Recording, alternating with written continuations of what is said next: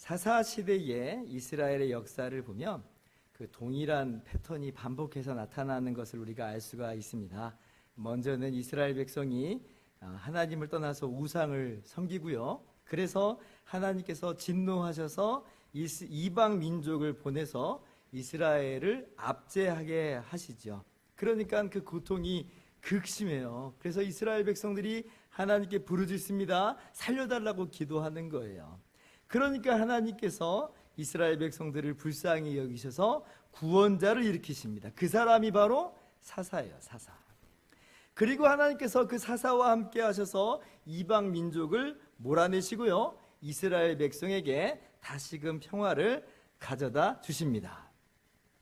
그런데 이렇게만 끝나면 해피엔딩인데 그렇게 끝나지를 않았다는 말이에요. 유감스럽게도 이스라엘 백성들이 이 평화의 시기에 다시금 하나님을 잊고 우상을 섬기고 하나님 말씀에 불순종하고 그렇게 하나님 없는 삶으로 전락해 버려요. 그래서 다시 이스라엘 백성이 하나님의 진노하심 아래 이방 민족의 압제 아래 놓이게 되고요. 그리고 이스라엘은 또 부르짖고 하나님은 또 불쌍히 여기셔서 사사를 세워서 구원하여 주세요. 그래서 이스라엘이 평화롭게 되면 또 타락하고, 이러한 패턴이 사사기 내내 반복이 됩니다. 최소 6번이나 이런 흐름으로 진행이 돼요. 오늘 본문은 그 첫 번째 반복입니다. 7절 말씀 한번 같이 읽어볼까요? 시작.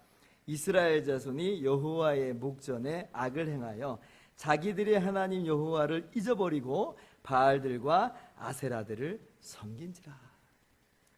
사람이 항상 먼저 문제를 일으켜요. 사람이. 지금 사사기의 시대를 우리가 살펴보고 있지만 사실 창세기 때부터 그랬죠. 하나님께서 모든 만물을 보시기에 정말 선하게, 하나님 보시기에 좋게 만드셨어요. 그런데 그때도 보세요. 그 아무 흠도 없는 아름다운 에덴 동산에서 누가 문제를 일으키냐면 사람이 먼저 문제를 일으켜요. 사람이 하나님을 먼저 떠나버려요. 뱀의 말에 귀를 기울이고 창조주 하나님의 말씀에 불순종합니다. 만물이 엉망진창이 돼버린 것은 누구의 책임이 아니라 바로 인간의 범죄함으로 말미암아 인간이 엉망진창으로 만들어버린 거예요. 오늘 사사기에서도 마찬가지입니다. 하나님께서 이스라엘 백성을 가나안 땅으로 인도하여 들이셨어요. 젖과 꿀이 흐르는 땅이에요. 너무나 좋은 땅이라 하는 말이에요. 그리고 강력한 적들을 이스라엘 앞에서 몰아내십니다. 그래서요, 이스라엘 백성이 전에는 400년 동안 애굽에서 종살이하던 노예 민족이었는데 이제는 가나안 땅의 주인이 되고 자유민이 돼서 가나안 땅의 모든 풍요로움을 누리면서 살게 된 것이에요. 얼마나 복된 일이고 얼마나 행복한 사건인지 몰라요. 이제 이스라엘은 아무런 걱정이 없다는 말입니다. 하나님만 섬기면서 살면 돼요. 그런데 이스라엘 백성이 보세요. 그 구원의 하나님 떠나버리잖아요. 문제가 있어서 떠난 게 아니에요. 그 평화의 시기에, 그 풍요로움 시기에 하나님을 떠나버립니다. 그래서 엉망이 돼버린 거예요. 여러분, 우리는 내가 문제가 없다면, 하나님이 내게 풍요로움만 주어주신다면 나는 하나님 말씀 정말 잘 듣고 하나님 정말 사랑하면서 살 거예요 라고 우리 생각들을 해요. 그죠? 그러나 그런 마음이 얼마나 헛된 기대인지 오늘 말씀을 통해서 확인하셔야 돼요. 도리어 풍요의 시대마다 반복되는 이스라엘의 이 우상 숭배를 바라보면서 우리 인간은 절대로 그렇게 살지 못하는 존재임을 우리는 깨닫게 됩니다. 풍요로움의 유무가 신앙생활의 핵심이 아니었다는 거예요. 우리 인간 내면에서부터 근본적으로 바뀌지 않은 이상 우리는 하나님을 사랑하며 섬길 수 있는 존재가 못 되는 거예요. 그래서 우리가 잘 먹고 잘 살게 해주세요. 그러면 제가 하나님 섬기고 정말 하나님 사랑하면서 살겠습니다. 그렇게 기도하지 마세요. 그렇게 되지 않아요. 그거랑 이거랑 아무 상관이 없어요. 도리어 나의 속사람을 날마다 새롭게 강건하게 해주세요. 그럴 때 정말 제가 하나님을 섬기며 사랑하면서 살 수 있겠나이다. 그렇게 기도하는 거예요. 정말 하나님을 섬기며 하나님만 사랑하면서 살 수 있는 힘은 우리 내면의 변화에서부터 일어나는 것이라는 거죠. 그래서 오늘 이 사사기의 말씀은 이 삶의 풍요로움과 어떤 외적인 평안이 인간 문제에 있어서 궁극적인 해결책이 아니라는 것을 깨닫게 해주시는 말씀이다 하는 것이에요. 자, 그래서 하나님께서 이 범죄한 이스라엘 백성에게 징계의 채찍을 보내십니다. 8절 말씀 한번 같이 읽어봅시다. 시작. 여호와께서 이스라엘에게 진노하사 그들을 메소포타미아 왕 구산 리사다임의 손에 파셨으므로 이스라엘 자손이 구산 리사다임을 8년 동안 섬겼더니, 하나님이 구산 리사다임을 보내셔서 이스라엘을 압제하도록 하십니다. 이 메소포타미아는 가나안 땅에 있는 나라는 아니에요. 가나안 땅의 이 동북 쪽에 있는 오늘날 유프라테스와 티그리스 강 그 사이에 비옥한 초생딸 지역이라고 하는 그 지역에 있는 나라예요. 왜 그러냐면 가나안 땅에 있는 나라들은 이미 이스라엘 백성의 정복 작업으로 말미암아 그 세력이 형편없이 약화됐어요. 그 가나안 민족들이 지금 이스라엘을 지배하고 압제할 만한 힘은 없어요.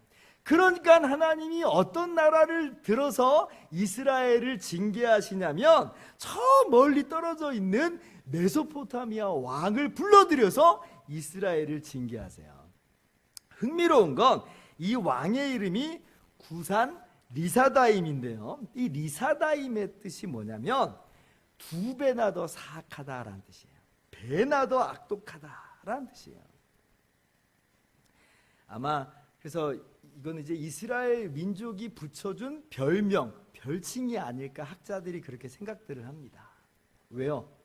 얼마나 이스라엘을 괴롭히고 못 살게 굴었는지, 치를 떨면서 정말 나쁜 놈이야, 정말 사악한 나라야, 사악한 왕이야. 그래서 리사다임이에요. 리사다임. 그만큼 이스라엘의 고통이 극심했다는 말이에요. 그러니까 우리는 아니 하나님 너무하시지, 아니 아무리 이스라엘 백성이 하나님을 떠났다고 해도 이렇게까지 하시나, 이런 생각이 들기 쉽죠. 그러나 여러분, 이러한 하나님의 이 섭리는, 이스라엘이 당하는 이 고난은 하나님께서 이스라엘 백성으로 하여금 깨닫게 하시는 그 선하신 손길로 볼 수 있어야 돼요. 만약 여러분 이런 고통이 주어지지 않았다면 어떻게 됐을까요? 이스라엘 백성이 그 물질적 풍요로움과 외적인 평안함 속에서 우상 숭배하는 죄악에도 불구하고 아무런 문제를 못 느끼고 살았을 거예요. 자신들의 비참한 영적인 상태는 보지 못한 채 괜찮아 괜찮아 하고 살았을 거라 이 말이에요. 그러나 그렇다고 해서 정말 그게 괜찮은 게 아니잖아요. 가나안 민족들이 그렇게 우상 숭배하고 괜찮아 괜찮아 하면서 살다가 하나님의 공의의 심판으로 망하게 되었잖아요. 그래서 여러분, 도리어 죄를 지어도 그냥 아무런 문제 없이 살도록 내버려 두시는 게요, 사실은 그게 더 큰 형벌이에요. 오늘날 범죄한 인류를, 여전히 하나님을 떠난 사람들을 그냥 내버려 두시는 것이요, 그래서 실제로는 더 무서운 겁니다. 로마서 1장 28절을 보면 범죄한 인류를 향한 오늘날의 하나님의 심판을 이렇게 이야기합니다. 또한 그들이 마음에 하나님 두기를 싫어하며 하나님께서 그들을 그 상실한 마음대로 내버려 두사 합당하지 못한 일을 하게 하셨으니, 범죄해서 즉각적으로 하나님이 깨달아 알도록 징계하고 때리시는 게 아니라 내버려 두셨다는 거예요. 그러면 우리가 생각할 때는 그게 더 좋아 보이지만, 그러나 지금 오히려 징계가 없으니까, 고난이 없으니까 괜찮은 줄 아는 거예요. 그래서 하나님 안 믿는 사람들은 지금까지도 자신들이 괜찮은 줄 알고 하나님 없다고 하면서 자기 멋대로 죄악 가운데서 살아가는 거예요. 그러다 어떻게 되겠어요? 호련히 하나님의 영원한 심판 앞에 서게 되는 거예요. 어느 날 갑자기 죽음을 맞이한다든지, 아니면 오늘 갑자기 오실 수도 있는 예수님의 그 재림 앞에서 아무런 준비 없이 서게 되는 거예요. 그때 어떻게 해요? 후회도 아무런 소용이 없어요. 그때 와가지고 아이고 내가 이럴 줄 몰랐네 해봤자 그때는 이미 끝나버린 거예요. 그때는 자기 죄값에 따라서 영원한 형벌에 처해지는 것밖에 없다 하는 이 말이에요. 그러니까 여러분, 세상 사람들 오늘 잘 나가는 거 그게 부러워할 필요 없어요. 도리어 죄악 가운데 내버려 두시는 것이 심판이구나 라는 것을 우리가 깨달을 수 있어야 돼요. 여러분, 메소포타미아 왕 구산 리사다임의 압제는 분명 범죄한 이스라엘을 향한 하나님의 공의의 형벌이에요. 그러나 더 깊게 들여다보면 죄를 깨닫게 하시는 바 하나님의 사랑의 회초리라는 것을 여러분 믿으시기 바랍니다. 그러므로 오늘 말씀에서 첫 번째로 우리가 주목해야 될 것은 뭐냐면, 이스라엘의 죄악 중에서도 여전히 성실하시고 인자하신 하나님의 은혜와 사랑을 우리가 보아야 돼요. 이 사사기를 통해서 하나님께서 우리에게 깨닫게 하시는 바예요. 하나님이 얼마나 인자하신 분이고 하나님이 얼마나 은혜로우신 분인가. 오늘 9절 말씀 같이 또 읽어봅시다. 시작. 이스라엘 자손이 여호와께 부르짖음에 여호와께서 이스라엘 자손을 위하여 한 구원자를 세워 그들을 구원하게 하시니 그는 곧 갈렙의 아우 그나스의 아들 온니엘이라. 이스라엘 백성들이 고통 중에 하나님께 부르짖었어요. 그런데 여러분 한번 잘 생각해 보세요. 하나님이 꼭 이스라엘의 이 애원을 들으실 필요가 있었나요? 이스라엘 백성들이 본질적으로 하나님에게 없어서는 안 될 그런 꼭 필요한 존재입니까? 그렇지 않잖아요. 지금 이 형국도 보세요. 이스라엘이 먼저 하나님을 떠난 그런 모습이잖아요. 그러면 하나님께서는 난 널 모른다 할 수도 있고요. 이건 네가 자초한 일이야 이렇게 외면해 버릴 수도 있어요. 그렇다고 해서 누가 하나님께 어떻게 그러실 수가 있어요? 그럴 수가 있겠어요. 그런데 하나님께서는 그렇게 하지 않으셨다는 거예요. 하나님께서 그럴 이유가 있는 것이 아님에도 불구하고 그 부르짖음을 들으시고 사사를 세우셔서 구원하여 주십니다. 그리고 사실 이번뿐만 아니라 사사기 내내 그렇게 해주세요. 우리가 이 사사기의 패턴이 계속 반복된다고 그랬잖아요. 이게 무슨 이야기예요? 하나님이요 얼마나 이스라엘을 사랑하시는지를 깨달아 알게끔 하시는 하나님의 은혜의 행동이 이 사사기를 통해서 계시되고 있다는 거예요.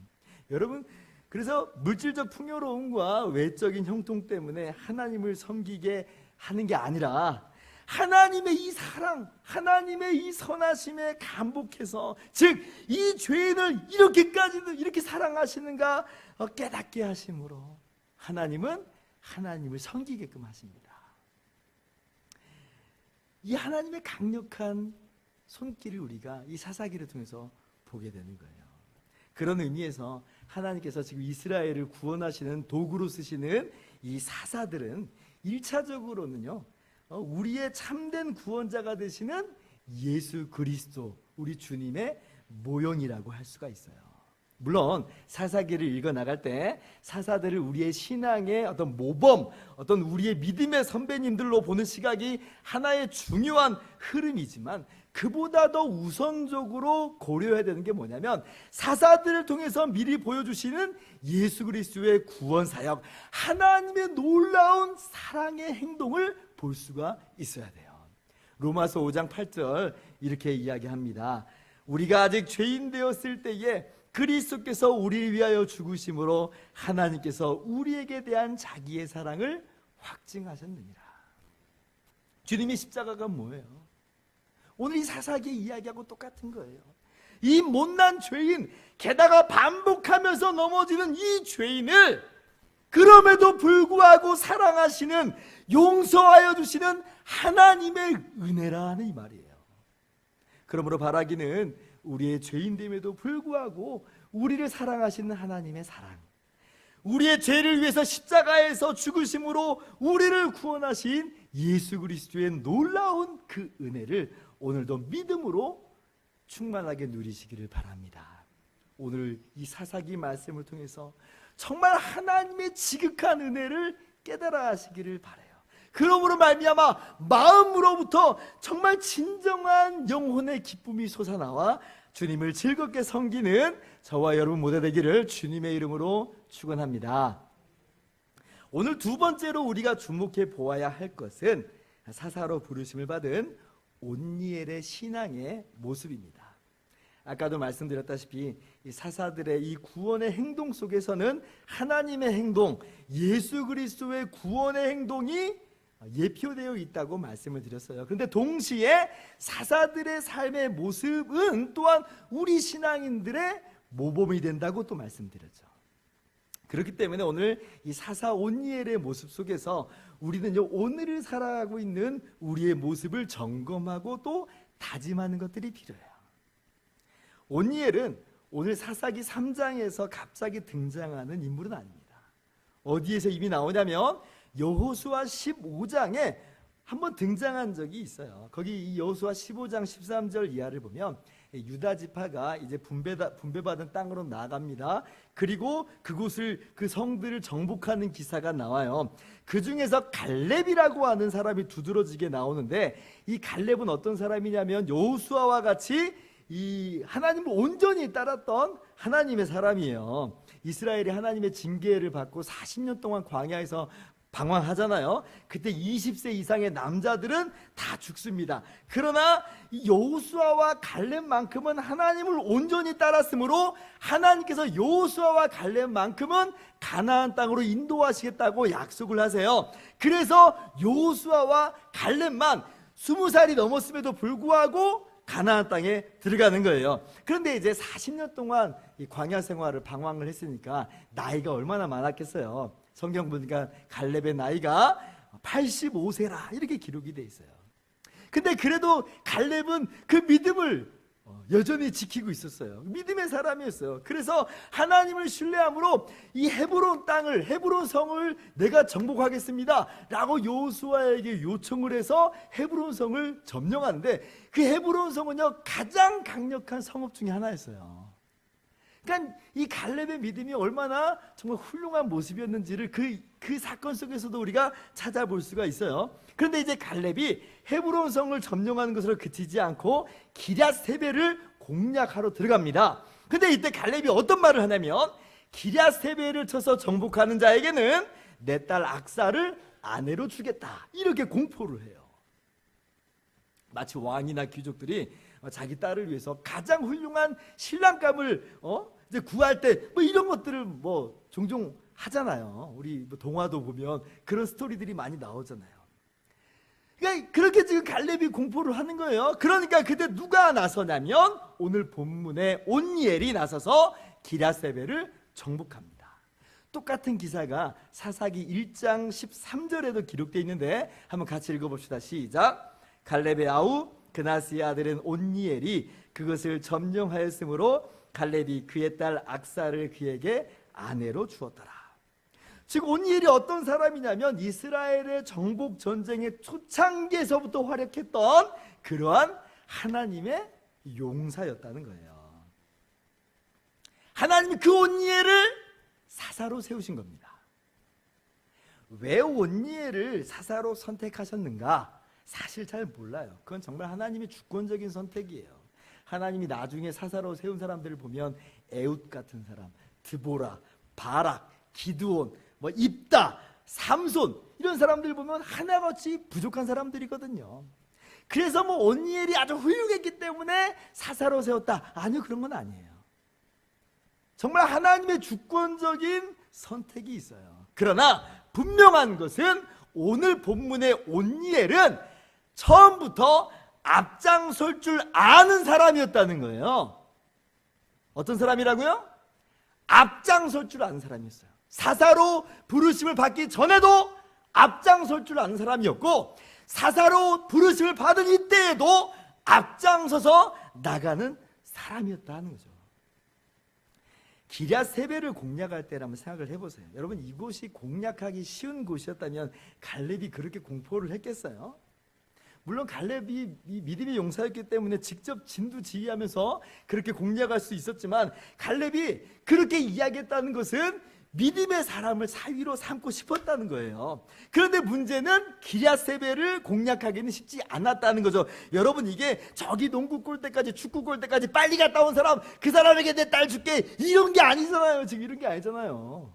다 주저주저하고 머뭇머뭇할 수밖에 없는 그런 상황이에요. 전쟁이라고요. 목숨이 걸린 문제예요. 괜히 나섰다가 개죽음 당할 수도 있겠다는 생각이 번뜩 들어요. 그냥 다 같이 싸운다고 하면 나도 그때는 뭐 어쩔 수 없이 뭐 싸우겠지만, 내가 앞장선다고? 아니야. 나는 그냥 저 뒤에서 싸울래.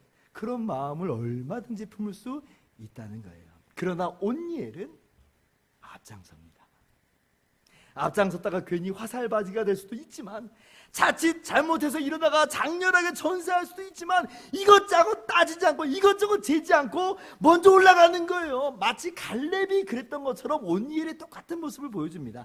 갈렙이 헤브론을 공략할 때 여호수아에게 이런 고백을 해요. 여러분 잘 아실 거예요. 그날에 여호와께서 말씀하신 이 산지를 지금 내게 주소서.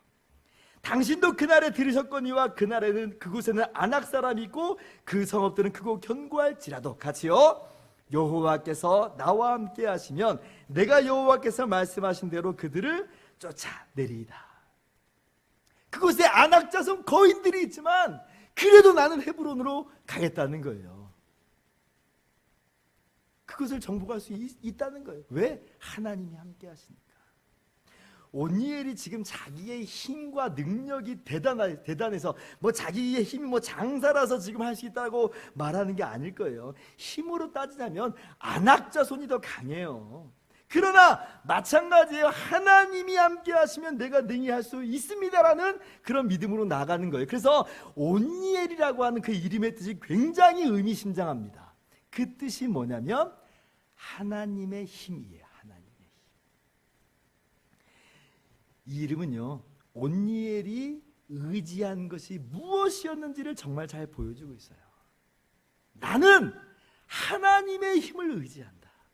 내가 의지하는 바는 칼도 아니요 활도 아니요 창도 아니다.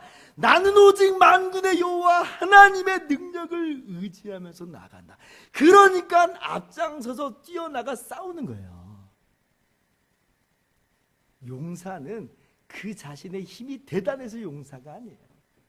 하나님의 힘을 힘입는 사람, 그 사람이 용사죠. 구산 리사다임과 싸움도 마찬가지예요. 하나님의 영을 힘입어서 앞장서서 나가서 싸우는 것이죠. 바라기는 저와 여러분도 믿음의 선한 싸움을 할 때에 그 누구보다도 앞장설 수 있는 저와 여러분이 되기를 주님의 이름으로 축원합니다. 그렇다면 앞장선다는 것이 과연 무엇인가? 잠깐 생각을 한번 해봤어요. 무엇이 앞장선다는 건가? 교회 봉사를 앞장서서 하는 것인가? 누구 하나 알아준 사람 없어도 어떤 선한 사역에 헌신하면서 앞장서서 힘을 보태는 것인가? 예, 그런 것도 위험을 무릅쓰고 앞장서는 대표적인 모습일 거예요. 저도 여러분 모두가 정말 그런 사람이 되기를 진심으로 바랍니다. 그런데 신앙생활에 있어서 그것보다 훨씬 더 중요한 앞장섬이 있어요. 그 대표적으로 무엇이냐면 내가 먼저 손을 내미는 거예요. 이게 앞장섬이에요. 내가 먼저 손을 내미는 거예요.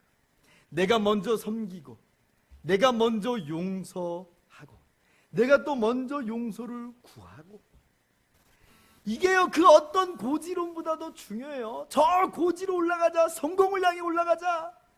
아니요, 우리에게 제일 안 되는 부분은 뭐냐면 내가 먼저 손 내미는 거예요. 여기에서 누구도 앞장서지 않아요. 저 사람이 먼저 하기를 기다려요. 아무도 선뜻 내밀지 않는데 왜 내가 먼저 손을 내밀어야 합니까? 괜히 먼저 손 내미는 것이 내 자존심 갉아먹는 것처럼 보이고 내가 나만 손해보는 것처럼 보여요. 그러나 여러분, 온니엘과 같이 하나님의 힘을 의지하기 바랍니다.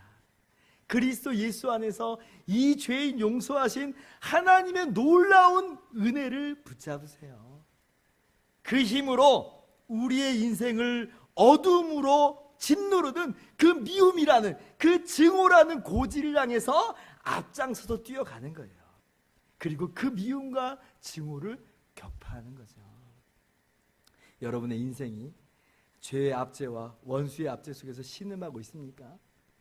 미움과 증오 속에서 지금 허우적거리고 있습니까? 오늘 이 시간 주님의 은혜를 힘입어서 앞장서서 힘써 싸우시는 먼저 손을 내밀므로 승리하시기를 주님의 이름으로 축원합니다. 말씀을 마치도록 하겠습니다.